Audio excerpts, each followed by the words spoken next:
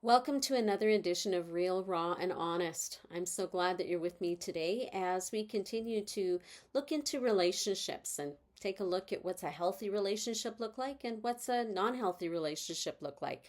And the way that we've been doing that last week and the way we're going to continue doing it this week is by looking at some lies versus the truth. Lies that we might have been told, lies maybe that we're hearing in our relationship, lies that our spouse might tell us, maybe even in a religious organization, your pastor, a Sunday school teacher, somebody that's, in authority over you might be saying this next lie to you. And you might be going, it doesn't feel good and it doesn't sound right, but then who knows, right? And so, what's the lie, you might be asking me? Well, the lie is this: I know what's best for you. That's a lie. When somebody comes along and they say to you, well, I know what's best for you, here's the truth. It might be true, but the reality is, even God doesn't take away our free will. So God definitely knows what's best for us. And if God isn't going to make us do what He wants us to do, there's not another person here that has the right to make us do what we don't want to do. And God and other people should never be taking away our free will. So, what is it that makes people susceptible to believing this lie? What is it that makes us think, well, maybe you do know what's best for me? Maybe you are a better judge of what's the best thing for me in my life, for my career. And I do know people who have, been told that, the best thing for them would be to become a doctor, or to become, a lawyer when they really wanted to become something else. So what is it that makes us believe these lies? What is it that makes us think that it's okay for us to step into that thing and do what we're being told? Well, it can come from, our childhood for sure. One of those things is that we've always been told by other people what to do. We've been told and we've just accepted that other people know what's best for us, right? Our parents said, well, we know what's best, and they're our parents. So, you believe that. You believe that maybe they do know what's best. And when that's been the whole story of your life for years, even from the time we're little children, and if we're not given the opportunity to be able to share our thoughts and our opinions and our desires and why we want to do what we're doing, we can easily begin to believe that, yeah, they do know what's best for me. I don't know what's best for me. And it can be that maybe we believe that we're not smart enough to be able to make the decision.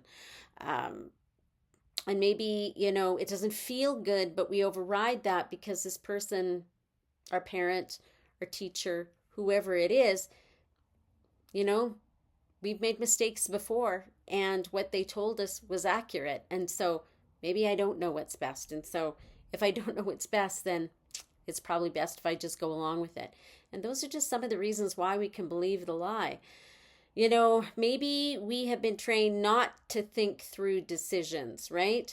And just to do what we're told. Like I was told when I was growing up, and a lot of people have been told this: don't do what I do what I say. And so, well, the reality is, I guess, in the household I was in, is that we were also taught that, when we did something, if we were going to do it, we were to do it with everything that we had. And if we believed it was the right thing to do, we could stick with it. Didn't mean there wasn't going to be consequences. It just meant that we were allowed to dig our heels in at times, not all the time, that's for sure, and just continue moving forward. But if you're told not to think, if you're taught not to think for yourself, not to be able to process the pros and the cons in the home that you were growing up in, it's easy to believe the lie. And so when you're in an abusive relationship or in an unhealthy relationship, and somebody else says that they know what's best for you, you're going to believe that. Um, on Facebook the other day, one of the things that popped up, and I'm not on Facebook very much, but this thing popped up about this married couple, and it just, it was this and more.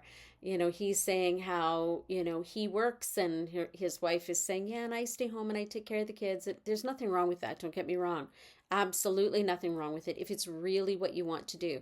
But because I don't make the decisions, I allow my husband to make decisions, and I go along with that because I want him to be happy. And I went, oof, oof, right?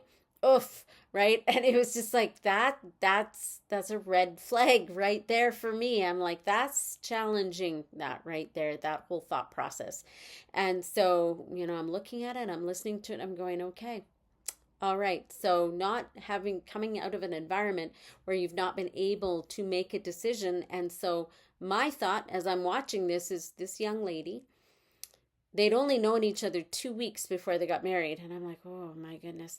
And I thought, this young lady probably grew up in a home where she was required to follow everything that her parents put forward. She married a man where she's doing exactly the same thing, and she doesn't have to think. She doesn't need to make any decisions on her own, and she doesn't have any of the responsibilities of that either. And so she's going to go along through life, and everybody else is going to make all the important decisions for her. We need to learn how to think critically. And so if you've never learned how to make those decisions, if somebody comes along and they say to you, well, I know what's best, you're going to believe that. You're going to accept that.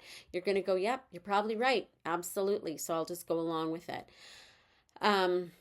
And if you're taught not to challenge things, not to question things, not to bring an opinion forward because it doesn't go well when you're a kid, you're going to be susceptible to this lie. And like I said, bad choices that we've made in the past where other people said, don't do that, it's going to not turn out well, then you begin to doubt your own ability to make those decisions. But the reality is we learn by the mistakes that we make.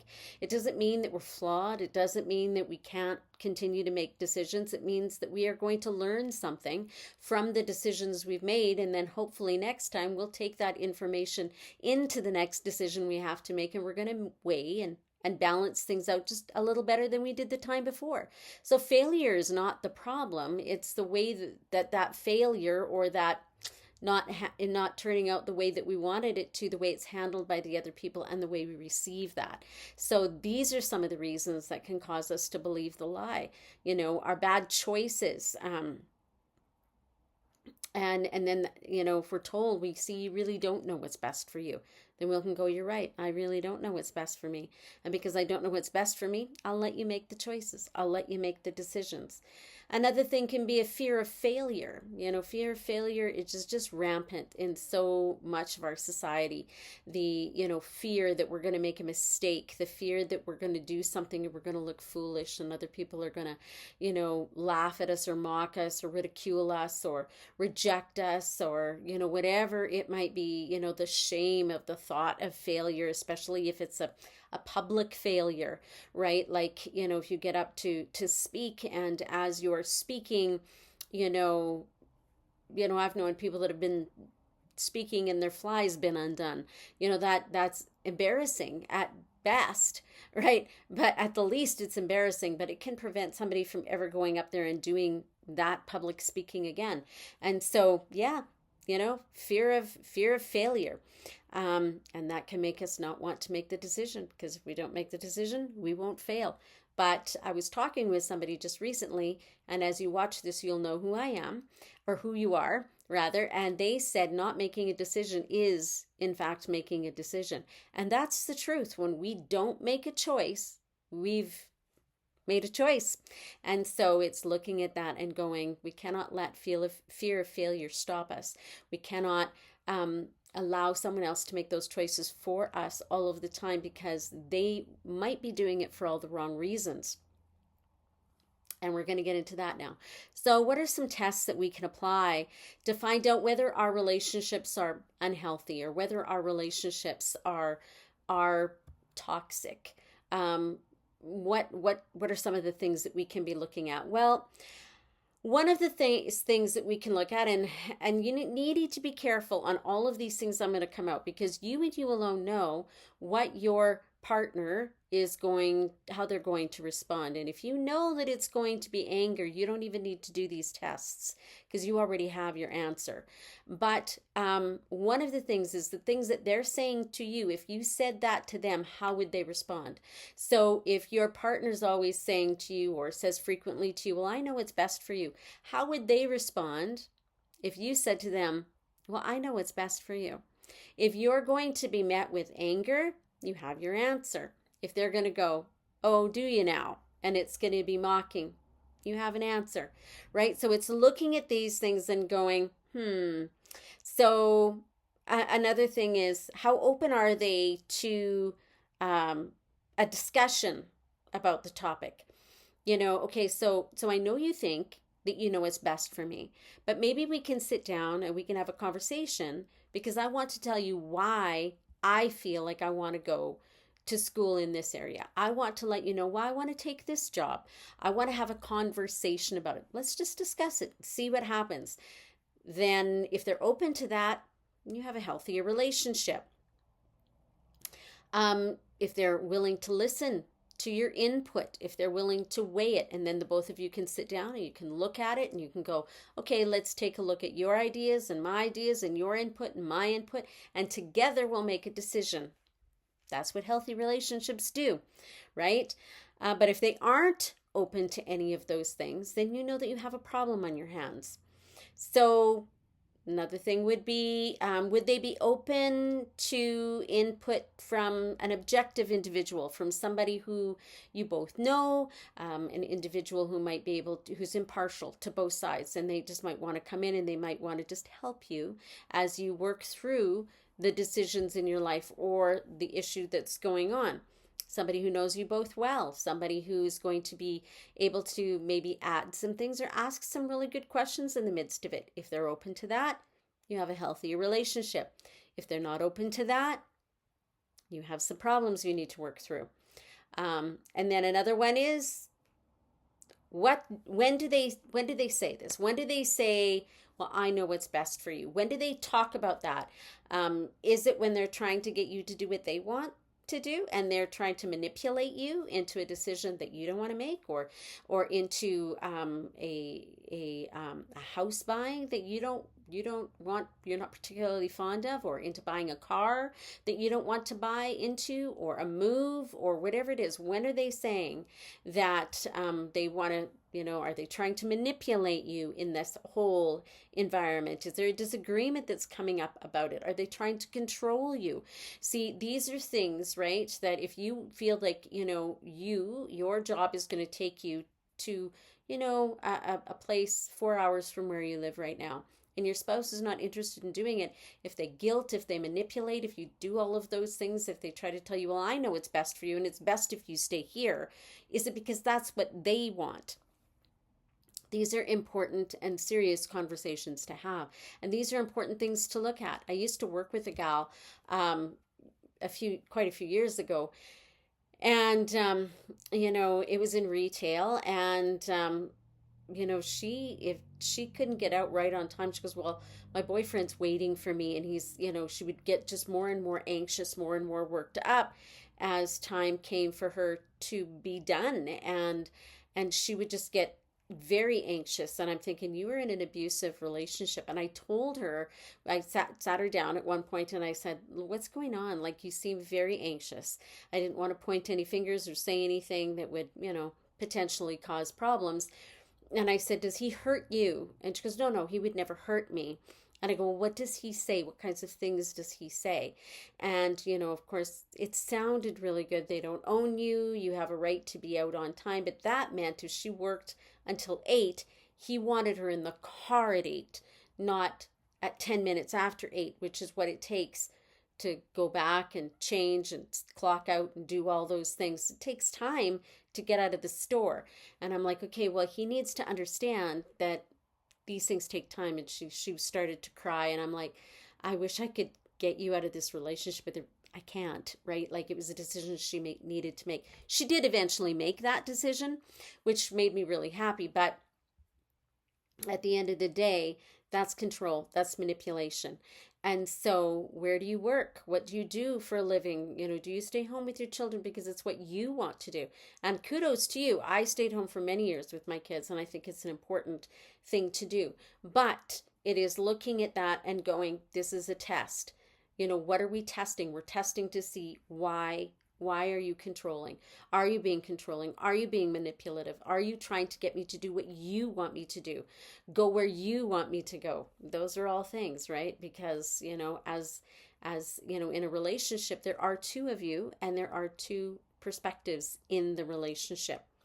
The thing is, if you can't say the same thing to them that they're saying to you, then it is about control. If and if they don't care about what is really best for you, but really what's the best for them, then we are talking about manipulation. And so it's looking at those things and trying to determine where your relationship is standing.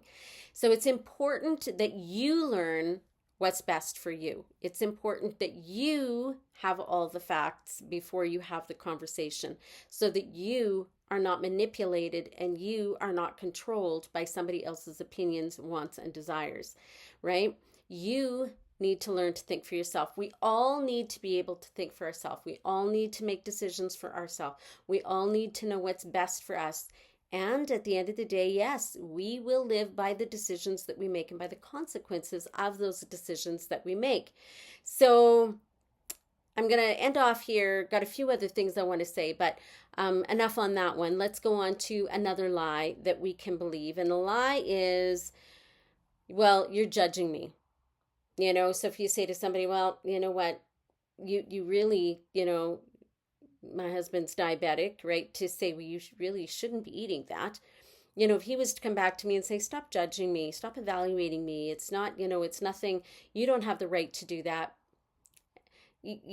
That's, there's some accuracy there, but at the same time, well, let's be honest, better, right? And so having those conversations, right? But if it comes back with that, which he's never said, by the way, but you're not being judgmental by bringing something up, by bringing up a concern, by talking about something that needs to be discussed, by, airing some things that need to be brought to light, right? And then another thing here is when they're saying that they're evaluating, that you're evaluating them while they are evaluating you, because that's really what's happening, right? Like if you're judging, don't judge me. You don't have any right to judge. You did X, Y, and Z, which is usually how that conversation comes about, by the way. It's not usually, don't judge me, end of story. It's like, don't judge me when you did X, Y, and Z. So they're saying, don't judge me, but I'm going to judge you. Don't evaluate my life. I'm going to evaluate yours. I have a right to do what I'm doing. You don't have any right to shine a light on me. That's a problem. That's a problem, right? This is a double standard. Anytime you're in a relationship, and we talked about that last week, where there's a double standard, then you have a problem. Then how healthy is your relationship? And maybe that person, if you go for counseling and if they're willing to go for counseling, these things can be resolved, but maybe they can't. And if they can't, then the decision you need to make is, can you live with this the rest of your life or not? And if the answer is no, and they're not willing to go for help, you need to understand something, and that is this. It is only going to get worse. It will not get any better. The light is not going to lift. You're not going to be married for 20 years or 30 years, and then them all of a sudden go, oh my goodness, you've been right all this time. The control will get worse. The manipulation will get worse. The words that come at you will become more. And so it's sitting in that and knowing, what am I doing in this situation? Because the double standard is not okay. Both people have a right to their opinions and their thoughts. What about them being able to do whatever they want, but you can't challenge what they want to do? So they can do whatever they want. You can't do what you want. You can't challenge them. They can challenge you. For them to go out on a night with the boys and, go to a game or go to the bar or go for dinner or, go camping, and you can't go out for a dinner with, your friends, that's the double standard I'm talking about, right? That's the thing where they get to do what they want, but you don't get to do what you want. That's not healthy. That's again, there's that double standard, right? So just a few more things that we might believe that I just want to throw out there real quickly. Lies that we might be told. And if anything goes wrong, it's your fault, right? It's the reason that we had this flat tire on the way to the mountains was because you wanted to go to the mountains. It's your fault we got the flat tire. It's your fault that we're broke because I told you not to buy that vehicle. It's your fault that the kids got sick because I didn't want to go to that thing anyway, right? Anything that happens that's wrong is your fault. There's no taking responsibility for themselves and their part in it. That's another thing to be looking at. So, another one, and this is common, and it's common in the church, is that if we really love each other, we won't argue. If we really love each other, we are not going to have a difference of opinion on things. There's not going to be an argument. Well, you can have a good relationship, and that doesn't mean you're going to have a lot of arguments. But, if you know how to have a conversation with somebody, then it should be peaceable, but you're not always going to have the same thought process. You're not always going to be coming at it from the same angle. And I mean, there are times that as in a relationship that you have to look at your spouse and go, that wasn't your best moment. Maybe we can talk about that, but that wasn't great. And you have to be able to receive that yourself, right? Going to the store, and honestly, ladies, maybe you all agree with me on this, but sometimes taking your husband to the grocery store is the worst decision you can ever make. I can go in, buy the groceries that I want, and be out in half an hour, unless I take my husband. If I take my husband, it's going to take me longer, and it's going to cost me more. And the reason it's going to cost me more is because there's going to be things put in that cart that I wouldn't buy. But you know what? He lives here too. And so that's okay. But sometimes those things are like, really? Why are you buying that? And you know what I'm talking about. So there's the lie that we could be told in the church is that thing that I was talking about with that young couple in the beginning. She just does whatever her husband wants because she wants her husband to be happy.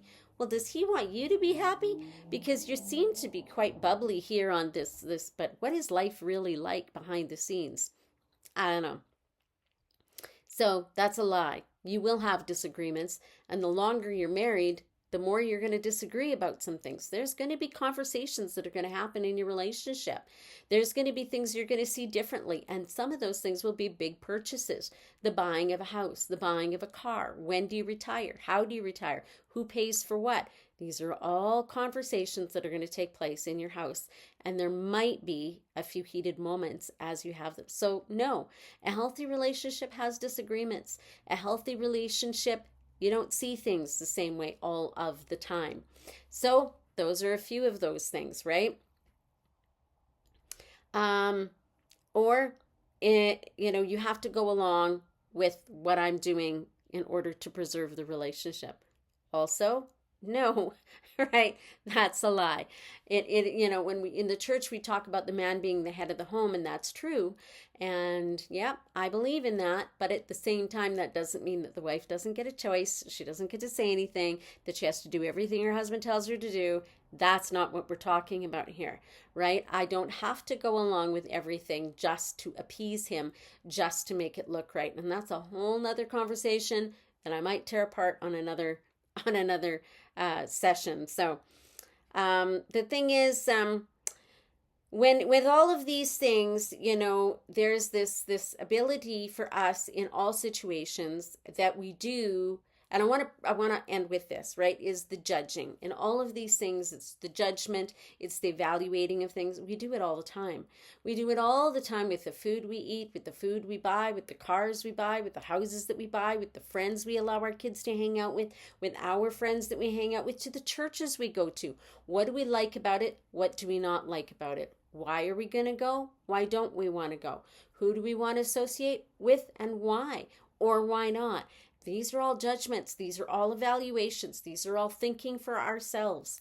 So we shouldn't need anybody to tell us. You shouldn't hang around with that individual over there who, drinks 26 every day because, if you've had a problem with alcohol in the past, Nobody should have to tell you that. You should know that. And just the wisdom behind it, right? So taking a look at these things and realizing that this is how we know whether we're in a healthy relationship or not. This is how we evaluate our relationship. This is how we look at our future, and this is how we determine what we're doing and where we're going. And prayer, let's not forget prayer. Prayer is such a huge and important part.